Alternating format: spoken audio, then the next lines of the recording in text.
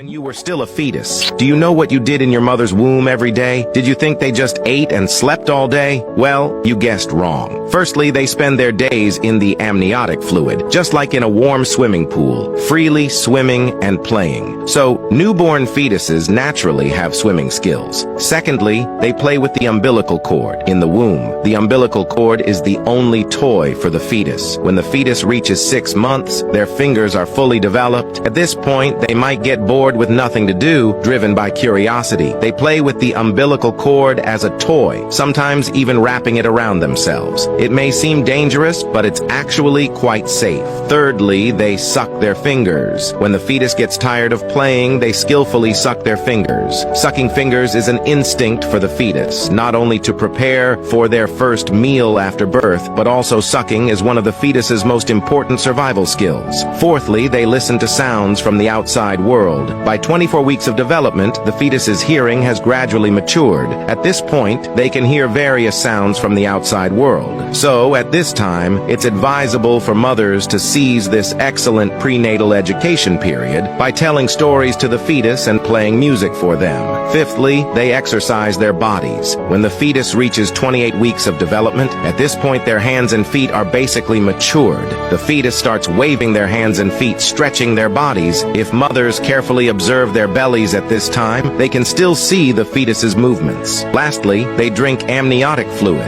Amniotic fluid is the fetus's living environment and also their only source of food. Amniotic fluid contains various nutrients. When the fetus drinks enough amniotic fluid, they will also excrete urine, which will mix with the amniotic fluid. But the fetus's urine is very clean, without bacteria and viruses. Even if the fetus swallows it, it won't cause any harm.